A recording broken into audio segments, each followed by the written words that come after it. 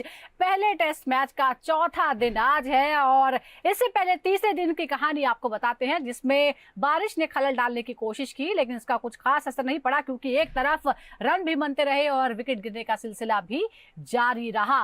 और तीसरे दिन तक का जो स्कोर कार्ड है वो भी हम आपको बता देते हैं। फिलहाल भारत ने 90 रन बना लिए अपनी दूसरी पारी में 2 विकेट के नुकसान पर। कुल मिलाकर उसको 96 रनों की बढ़त मिल गई है। केएल राहुल बड़ी पारी की ओर बढ़ते नजर आ रहे, 47 रन पर नाबाद है और उनके साथ है शुभमन गिल जो फिलहाल 6 रन बना चुके हैं। हालांकि शुरुआत भारत की अच्छी नहीं रही। पहली इनिंग में सेंचुरी लगाने वाले यशस्वी सिर्फ 4 रन बनाकर आउट हो गए। भारत का स्कोर उस वक्त सिर्फ 16 था, लेकिन बाद में मैदान पर उतरे केएल राहुल और डेब्यू कर रहे साई सुदर्शन ने पारी को संभालने की कोशिश की और 66 रनों की साझेदारी की। हालांकि बेन स्टोक ने इस साझेदारी को तोड़ दिया और 30 रन बनाकर सुदर्शन आउट हो गए। अब नजर डालते हैं इंग्लैंड की पहली पारी पर। इंग्लैंड ने भी अच्छी बैटिंग की और सिर्फ 6 रन पीछे रह गई। 465 का स्कोर जो है वो उसने बना लिया। ओली पॉप ने 106 रन बनाए, जबकि हैरी ब्रुक सिर्फ 1 रन से चूक गए अपना शतक बनाने में। 99 रन पर आउट हो गए। भारत के लिए गेंदबाजी में सबसे ज्यादा चमके जसप्रीत बुमराह। 14वीं बार उन्होंने 5 विकेट का हॉल पूरा किया और ये अपने आप में एक बड़ी उपलब्धि है। टेस्ट क्रिकेट में ऋषभ पंत ने 150 कैचेस पूरे कर लिए हैं और ऐसा करने वाले वो तीसरे भारतीय बन गए हैं। तो ये डे 3 की मैच समरी हमने आपको बताई है, लेकिन अब जो डे 4 और डे 5 है उस पर सबकी निगाहें हैं कि आखिर होगा क्या ये जो टेस्ट है वो ड्रॉ की तरफ जा रहा है या इसमें नतीजा निकलने की उम्मीद है, और अगर ऐसा होना चाहिए तो फिर उसके लिए क्या स्ट्रेटजी होगी, इस पर हम बात करते हैं। इस वक्त एक बड़ा पैनल मेरे साथ मौजूद है। 3 खास मेहमान मेरे साथ जुड़े हुए हैं। मेरे साथ है farmer cricketer and selector Sarandeep Singh, मेरे साथ हैं क्रिकेट स्कॉलर सुनील यशकालरा और सीनियर स्पोर्ट्स जर्नलिस्ट ताऊ रिजवी। सरनदीप जी, पहले आपसे शुरुआत करते हैं। तीसरे दिन बारिश आई, अब चौथे दिन की हम बात करते हैं। क्या आपको लगता है कि इस बारिश की वजह से स्ट्रेटजी में थोड़े से चेंजेस लाने पड़ेंगे, और क्या आपको लगता है कि एक मैच जिताऊ स्कोर बनाने की कोशिश भारत की होगी और नतीजा निकलेगा? नहीं, डेफिनेटली देखिए, एक स्कोर तो उनको बड़ा खड़ा करना ही पड़ेगा, जिस तरह से पहली इनिंग में उन्होंने खड़ा किया, लेकिन आपके पास के वो गेंदबाजी है जो स्कोर को रोक सकती है। पहली इनिंग में भी हमने 471 रन बनाए। अगर हम जसप्रीत बुमराह को अलग कर दें तो मुझे नहीं लगता था कि ये जो मोहम्मद सिराज है या फिर प्रसिद्ध कृष्णा 3 विकेट लिए जरूर है, बट आप देखिए 19 ओवरों में रन भी 130 दिए। वो आप रन इंग्लैंड कंडीशन से अगर इस तरह से आप रन देंगे तो फिर मुश्किल आ जाएगी, क्योंकि स्पिन हो नहीं रहा, जडेजा को उतना मौका नहीं मिल रहा है। तो एक जसप्रीत बुमराह जिनको बार बार लगातार गेंदबाजी पे लेके आ जा रहा है। हाँ, एक अच्छा था कि हैरी ब्रुक्स का विकेट 99 पे, अगर वो वहां आउट नहीं होते तो कहीं ना कहीं इंग्लैंड अभी तक बल्लेबाजी करती आपको दिखती। आपको लग रहा था मुझे कहीं 550 पौने 600 रन अगर इंग्लैंड लगा देती तो फिर भारत के लिए मुश्किलें खड़ी हो जाती। ये जसप्रीत बुमराह अकेला मैन है ना, 1 मैन आर्मी, अकेला फाइटर है जो सबके साथ लड़ता आ रहा है। तो इनको अगर भारत को अगर स्कोर खड़ा भी करना है तो आपको एक रिस्पेक्टिवली स्कोर खड़ा करना है। 300 350 रन बनाने ही पड़ेंगे सेकंड इनिंग्स। आज का पहला सेशन जरूरी होगा, क्योंकि आप जितने ज्यादा रन बनाएंगे आपके बॉलर्स के लिए आसान हो जाएगा, क्योंकि आपकी जो वीक लिंक है ना वो आपकी तेज गेंदबाजी है इस समय। बिल्कुल, आपने ये इंपॉर्टेंट बात कही है और हमने देखा कि दूसरे दिन जिस तरह से बल्लेबाजी बिखर गई, 41 रन पर 7 विकेट हमने गंवा दिए, कुछ ऐसा ही दूसरे दिन फील्डिंग में हमें नजर आया कि जो हम कंट्रोल कर सकते थे वो हमने खो दिया। 6 कैच हमने ड्रॉप कर दिए। फील्डिंग जो है उसका बुरा हाल नजर आया। सुनील, अब यहाँ जो एक सवाल है कि 465 बना लिए, 6 रनों की बढ़त जो है वो भारत के पास थी, उसके बाद कुल मिलाकर अब 96 रनों की बढ़त हो चुकी है। लेकिन क्या ये मानसिक तौर पर, मतलब बढ़त 6 रनों की ही है, लेकिन क्या ये मानसिक रूप पर कोई बढ़ोतरी देता है, या फिर आपको लगता है कि जो दूसरे दिन जो फॉल ऑफ विकेट थे उसकी वजह से टीम इंडिया ने एक तरह से अपने मैच जो कंट्रोल में आया हुआ मैच था वो गंवा दिया और उसकी भरपाई अब मुश्किल है? देखिए, 3 दिन का रिकैप कर रहे हैं हम, तो पिछले 9 सेशंस में इंडिया सिर्फ 2 में लीड कर पाई है, बाकी या तो इक्वल रहे या इंग्लैंड आगे रही है। 9 के अंदर अगर आपका 4-5 की बराबरी हो तो बेटर होता है, बट यहाँ पे ये पॉइंट नंबर 1 है। पॉइंट नंबर 2, आपकी बॉलिंग, मैं तो कहता हूँ कि फास्ट बॉलिंग अगर बुमराह हटा दो तो आपके पास I think the history of Indian cricket ये सबसे वीकेस्ट अटैक है। और जिस तरह से ये अपनी बॉलिंग के रन्स दे रहे हैं, ये टॉप 5 वर्स्ट बॉलिंग की एनालिसिस रही है, इंक्लूडिंग जो उन्होंने किए है। आपके प्रसिद्ध कृष्णा ने, जो आप जिनको इतना टॉप बॉलर बोल रहे हैं। पॉइंट नंबर 3, आप कुछ भी टोटल इनको दे दो, आप देखिए जिस हिसाब से पोप ने 106 रन जो बनाए, 137 गेंद में बनाए, और जिस तरह से उनकी स्ट्राइक रेट 77 रही है सैकड़े के ऊपर, वो काबिले तारीफ है। आई मीन, अगर आपके पास ब्रुक है जिसने 88 दशमलव पे खेला है और आपके 99 रन 112 गेंदों में बनाए, तो ये टीम ऐसी है जो T20 का चोला चेंज करके व्हाइट कपड़े पहन के आपके टेस्ट मैच स्क्वाड में आ गए। तो चेस करना इनको प्रॉब्लम नहीं है। Bowling is a problem, catching is a problem, और दूसरा mindset is a problem. Siraj absolute pedestrian लग रहा है जिस तरह से बॉलिंग कर रहा है। प्रसिद्ध कृष्णा जो अपने आप को बहुत ही एक सीक्रेट वेपन था, वो बहुत बड़ा आपके लिए एक आइसोर है टेक्निकली अगर आप पूछे तो।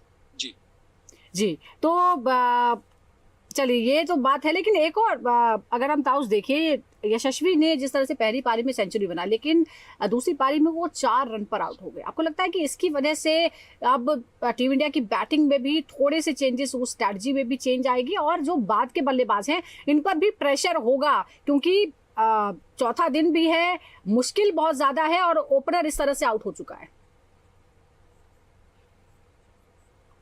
देखिए अनफॉर्चुनेट है, obviously you can expect him to score in हर इनिंग में जाके 100 मार के आए या 150 मार के आए, मगर कहीं ना कहीं एक प्रेशर रिलीव तो कर देते हैं यशस्वी अगर बड़े रन मार देते हैं। और जैसे हमने फर्स्ट इनिंग्स में देखा, सेकंड इनिंग्स में डेफिनेटली प्रेशर तो आया होगा, और जो हमने देखा है 30 रन साई सुदर्शन उसके बाद बनाए, तब वो भी आउट हो गए।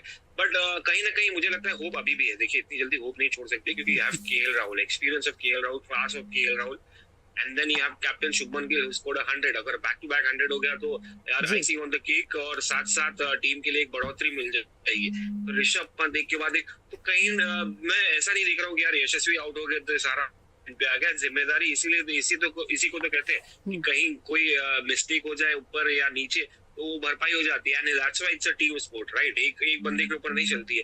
तो आई बिलीव ठीक है, वन ऑफ है।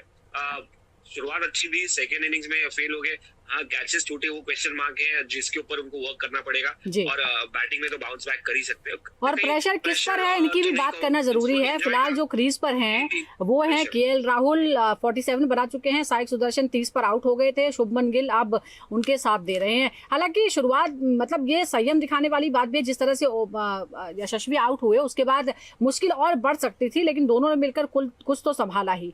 अब नई गेंद के खिलाफ जिस तरह से सतर्क नजर आए हैं, क्या आपको लगता है कि भारत ये जो साझेदारी है ये थोड़ी महत्वपूर्ण रही? शरणदीप जी पहली पारी में 0 पर आउट हो गए थे, लेकिन 30 रन बहुत ज्यादा नहीं है, लेकिन फिर भी आपको लगता है कि उनकी बैटिंग जो दिखी उसमें थोड़ी सूझबूझ नजर आई आपको?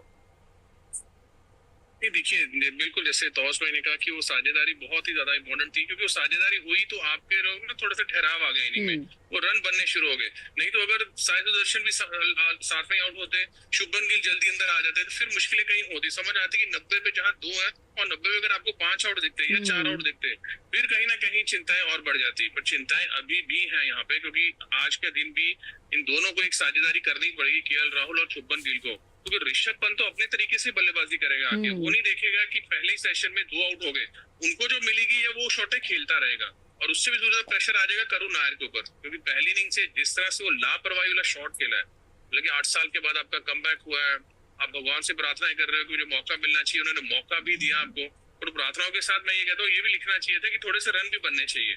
जब 8 साल बाद कमबैक होता है ना, आदमी स्मेल कर खेल रहा है, यार पहला 1 रन बन जाए, थोड़ा सा कॉन्फिडेंस आ जाए मेरे अंदर, एक बाउंड्री टाइमिंग कर लूं, 2 रन 3 रन भागूं, फिर कवर्स के ऊपर से आते ही वो शॉट खेल के दिखाना, वो मुझे समझ नहीं आई कि क्या माइंड सेटअप रहता है कि आपके ऊपर प्रेशर था, या फिर आप ओवर कॉन्फिडेंट थे कि मैं तो अब रन बन रहे थे तो बना ही दूंगा। रन बनाने पड़ते हैं, रन कभी भी बनते नहीं है। इसलिए क्योंकि मैं कह रहा हूँ कि आज जो साझेदारी है केएल राहुल और शुभमन गिल के बीच में, अगर ये पहले सेशन खेल गए तो फिर भारत गेम को कंट्रोल में कर रहा होगा। अगर ये पहले सेशन में जल्दी 2 विकेट आउट हुई तो कहीं ना कहीं लंच से पहले एक बड़ी मुश्किल खड़ी दिखती है भारत को भी। बड़ी मुश्किल खड़ी हो सकती है, और ये मुश्किल कौन खड़ी कर सकते हैं उसमें तो 2 नाम उभर कर सामने आ रहे हैं, वो है कार्स और स्टोक्स, जो कि शुरुआती जो विकेट ले उन्होंने दबाव बनाया जायसवाल और सुदर्शन को आउट करके। सुनील, अब हम ये ये देखिए कि क्या ये जो गेंदबाज हैं, ये आपको लग रहा है कि पहली पारी के बाद दूसरी पारी में ये बेहतर नजर आ रहे हैं, लाइन लेंथ में बेहतर नजर आ रहे हैं, और ये बड़ी मुश्किल हो सकती है खास तौर पर भारत के निचले क्रम के लिए, क्योंकि निचले क्रम ने पिछले पहली पारी में क्या किया था वो हमने देखा, और आप तो और ज्यादा अटैकिंग बॉलिंग जो नजर आ रही है इंग्लैंड की तरफ से। देखिए, पहली बात, अगर आज से ये 5 साल पहले कोई बोलता या 3 साल पहले कि बेन स्टोक्स एक बहुत बड़े बॉलर होंगे या लीडिंग बॉलर होंगे, ये बहुत लोग हंसते हैं उस हिसाब से। Sharandeep Singh would agree, but अब उनकी बॉलिंग देखिए, उनकी हाईएस्ट विकेट टेकिंग 45 विकेट्स जो हाईएस्ट है उनके, वो अगेंस्ट इंडिया ले चुके हैं। उसके बाद वेस्ट इंडीज के बाद 43, उसके बाद ऑस्ट्रेलिया के बाद 41 और 39 अगेंस्ट साउथ अफ्रीका, जो आप देखेंगे टीवी पे, ये उनके फिगर्स है। दैट मींस कि इंडियंस को वो अपना बनी समझते हैं। बेन स्टोक्स जो ऑलराउंड परफॉर्मेंस के लिए जाने जाते हैं। कमिंग बैक, आपको तकलीफ पता है किस बात की ज्यादा लगनी चाहिए कि आपने 2016 से लेकर 2022 तक आपकी बॉलिंग में कभी 450 रन कभी नहीं बने टेस्ट मैच में सेना कंट्रीज में। आई रिपीट, 2016 से 22 तक आपने एक बार भी नहीं हुआ, और पिछले 3 साल में आपने कम से कम 3 बार आपने 450 रन से ऊपर टपाए अपनी बॉलिंग पे। तो इसका मतलब है कि इंडिया की बॉलिंग अभी कुछ है नहीं, स्पिनर नहीं है, बॉलर्स नहीं है, फास्टर्स नहीं है। तो अगर आपके पास ये जब रिकॉर्ड होगा कि जब आपके पास टेक्निकल साउंड बॉलर नहीं होगा, स्किल्ड बॉलर नहीं होगा, बुमराह अगर हट जाए, बेशक 5 बार अगर आप फाइफर्स देखो कहाँ पे लिए गए, 5 में से 4 बार तो बुमराह ने लिए, 1 बार सिराज ने लिए। तो ये कुछ ज्यादा बड़ी बात नहीं है कि ये आपके पास सिर्फ एक ही बॉलर दिख रहा है जिसके पास 80% ऑफ द वर्कलोड है। जैसे हमने थोड़ी देर पहले बात की थी कि जो बॉलिंग गुड लेंथ डिलीवरी की जो बॉलिंग स्ट्राइड है इंडिया की, वो 37% पे। जब आपके 37 और 40% पे आप टेस्ट मैच में बॉलिंग कर रहे हो गुड लेंथ, जिसके ऊपर बैट्समैन नहीं आ रहा, तो I think it's a cause for concern. I think ये अगर स्टैटिस्टिक्स मेरे ख्याल से अगर कोई इंडियन कोचिंग कैंप के बारे में बताए तो उनको बहुत ही धक्का लगना चाहिए कि आपके पास बिल्कुल। और शायद सुनील, शुरुआत से ही जब ये टीम बनाई गई थी तभी से ये बहुत बड़ी चिंता की बात थी कि बॉलिंग में क्या होगा, और जसप्रीत बुमराह के इर्द गिर्द ही सब कुछ घूम रहा था, और वो इतने फिट नहीं है कि सारे मैचेस खेल सके। तो फिर आखिर किस तरह से टीम का परफॉर्मेंस होगा, और वो हम देखने लगे हैं कि उसका असर किस तरह का दिख रहा है। लेकिन अब मिडिल ऑर्डर की बारी है, यहाँ चुनौतियां जो हैं वो बढ़ सकती हैं। ताउस हम जिस तरह से देख रहे हैं 96 रनों की बढ़त हासिल है, और पिच अभी भी थोड़ी सी मदद दे रही है। तो क्या आपको लगता है कि शुभमन गिल और ऋषभ पंत जिस मिडिल ऑर्डर में है, कितना इन पर दबाव होगा, और क्या वाकई उस दबाव को ये पार कर पाएंगे, और भारत अभी इस पोजीशन में पहुंच सकता है जिससे वो ऐसा स्कोर खड़ा करे जिसे वो डिफेंड भी कर पाए? देखिए, अभी मैं वेदर चेक कर रहा था हेडिंग लीग का, तो हेडिंग लीग का थोड़ा सैड न्यूज है कि भाई 13 से 14 डिग्री और बीच में दोपहर में क्लाउड ओवरकास्ट कंडीशन होने की संभावना और बारिश भी होने की संभावना, which is a minus for अस।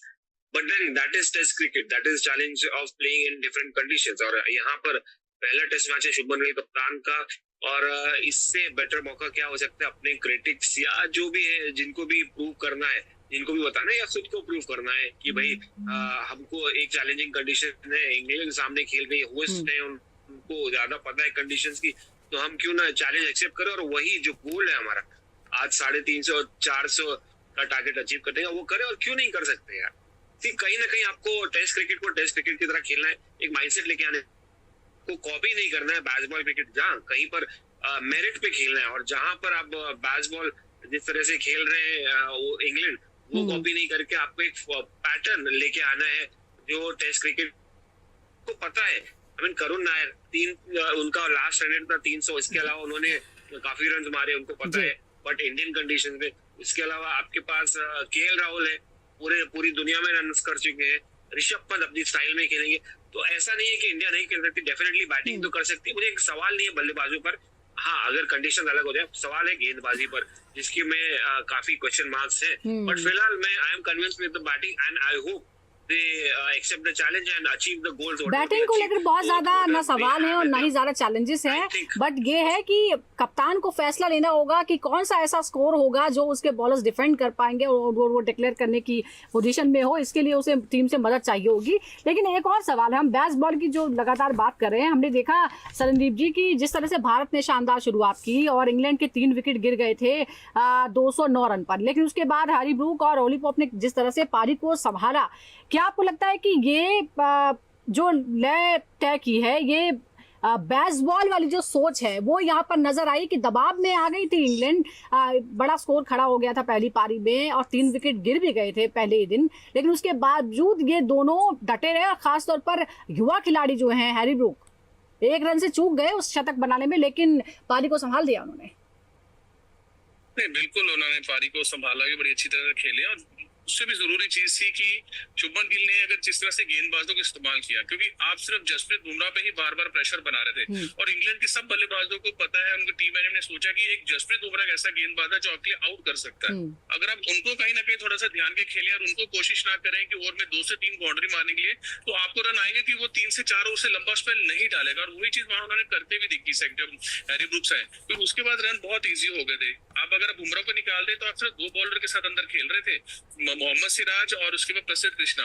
शार्दुल ठाकुर का क्या रोल था, ये तो मैं भी कल 2 दिन से ही सोच रहा हूँ कि ये बंदा अगर 2 साल के बाद टेस्ट क्रिकेट में वापसी की है तो किस बेस पे वापसी की है, क्या ऐसा प्रदर्शन कर रहा था, अगर किया है तो आपने उनको गेंदबाजी सिर्फ 6 ओवर की है पूरे इनिंग में, मतलब कि उन्होंने 470 रन इंग्लैंड ने भी बना दिए 65 रन, पर वो सिर्फ 6 ओवर है और जब भी हम गेंदबाजी कर रहे हैं स्वेटर उन्होंने अंपायर को पकड़ा, उसी टाइम स्वेटर वापस दे दिया, फिर कभी बुमराह, फिर कभी सिराज, फिर कोई, तो उनका रोल क्या है? क्योंकि फिर यहाँ क्या है कि प्रेशर सारा फिर दोबारा बुमराह पे, तो बाकी दोनों आपके लिए प्रदर्शन नहीं करे, तो ये बहुत ध्यान रखना पड़ेगा शुभमन गिल को कि आपकी प्लेइंग 11 या तो फिर आप रविंद्र जडेजा से कंसिस्टेंटली एक एंड पे गेंदबाजी करवाएं, वो जगह पकड़ के गेंदबाजी कर सकते हैं, नहीं तो 2 गेंदबाजों से फिर मुश्किल जरूर होगी। लेकिन फिलहाल अभी तो यही चीज है कि जितने ज्यादा रन बनाए इस इनिंग में कि आपके गेंदबाजों भी अच्छा है, कोशिश में पहला सेशन अच्छा खेलें और अभी भी गेम कहीं ना कहीं भारत अपने पक्ष में कर सकता है।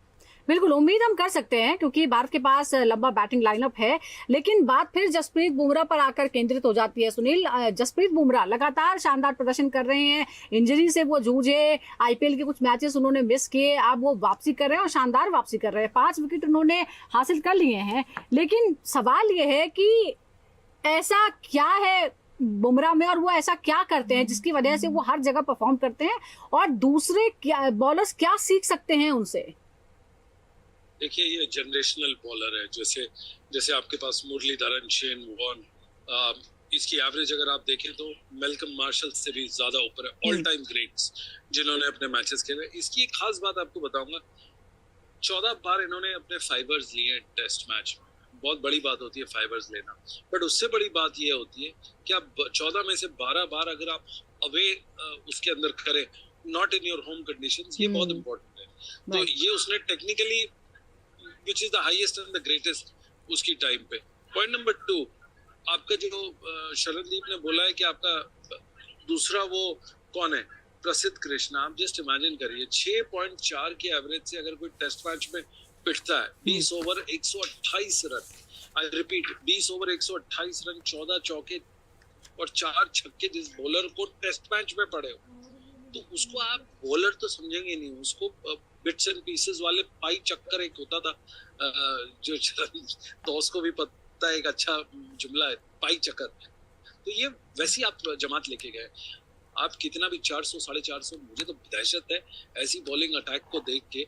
बैस बॉल 2.0 निकल के आएगी, क्योंकि ये जो प्रसिद्ध कृष्णा का जो बॉलिंग स्पेल था हाईएस्ट इन द वर्ल्ड, ऐसे भी बुरे रहे हैं वर्ल्ड में, जिसमें मुरली कार्तिक ने भी 6 से ज्यादा दिया, अतुल वासन ने भी दिया, सिराज ने भी दिया, बट अनफॉर्चुनेटली ये वाला जो इसका स्पेल है will remain the worst in the history of modern test cricket ever. So बिल्कुल, बहुत ही ये सख्त लफ्जों का इस्तेमाल आपने किया है, ये बहुत ही स्ट्रिक्ट टिप्पणी है। मुझे लग रहा है कि थोड़ी सी निराशा जरूर है भारत के बॉलर्स ने जिस तरह का प्रदर्शन किया है उसकी वजह से, फैंस में भी और जो क्रिकेट को इतना फॉलो करते हैं उनके मन में भी थोड़ी सी निराशा जरूर है। लेकिन एक और सवाल है, भारत ने अभी अगर हम देखें ताउस तो 90 रन बनाए 2 के नुकसान पर 96 रनों की बढ़त हासिल है। ऐसे में कौन से आपको लगता है अब क्या क्या हो सकता है, कौन सी ऐसी बैटल्स हैं जो निर्णायक साबित होंगे और चौथे दिन के आगे का जो खेल है वो डिसाइड करेंगे कि मैच किधर जाएगा? अभी फिलहाल कौन आपको ज्यादा बैलेंस टीम नजर आती है जो अपने पक्ष में ये फैसला मोड़ सकती है?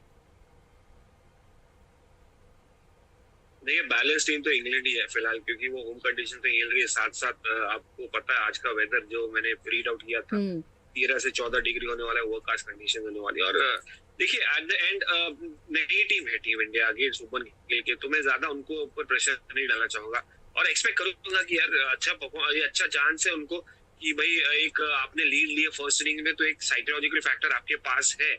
आप कैसे काउंट करेंगे, कैसे कम बैक करेंगे, वो आपके हाथ में। ये मैच अभी भी आपके हाथ में। देखिए, ऐसा नहीं है कि इंग्लैंड ही मजबूत है, इंग्लैंड ऑब्वियसली मजबूत है फॉर ऑब्वियस रीजन, बट ये मैच के हाथ में है अभी भी। आपके पास विकेट्स है, आपके पास लीड है 96 की, विच इज स्टिल गुड, और साथ में आपके पास पूरा दिन पड़ा हुआ। अब वो कैसे यूटिलाइज करें वो इम्पोर्टेंट है। हाँ, इनके बल्लेबाजों ने अगर निराश किया आप पे, तो आपके पास वो फील्डर्स भी है जो एक इनिंग में 6 कैचेस भी ड्रॉप कर सकते। बस वही मैं आगे बोलने वाला था कि भाई इनके बॉलर्स जो बॉलिंग है ना, वो अगर अप टू द मार्क हो जाए और फील्डिंग थोड़ा अच्छी हो जाए, मतलब तो ये हम उम्मीद कर सकते हैं कि क्या हो सकता है, लेकिन जिन्हें करना है उन्हें मैदान पर करना है और देखना होगा कि अब चौथे और 5वें दिन क्या होता है। जो भी हो, मैच थोड़ा इंटरेस्टिंग जरूर हो गया है। जिस तरह की शुरुआत हुई, ऐसा लगा कि पूरी तरह से भारत के पक्ष में मैच जाता हुआ नजर आ रहा है, और उसके बाद दूसरे और तीसरे दिन जो कुछ हुआ है उसे ऐसा लग रहा है कि 5 दिनों तक हमें वाकई इंतजार करना होगा कि आखिर पहले टेस्ट का नतीजा क्या होता है। बहुत बहुत शुक्रिया आपका ताओ, सुनील, और साथ ही सरनदीप जी, आपका भी बहुत बहुत शुक्रिया हमारे साथ जुड़ने के लिए। दर्शकों का भी बहुत बहुत शुक्रिया। इसी तरह के एनालिसिस के लिए आप लगातार जुड़े रहिए क्रिकेट पिटिकटा के साथ।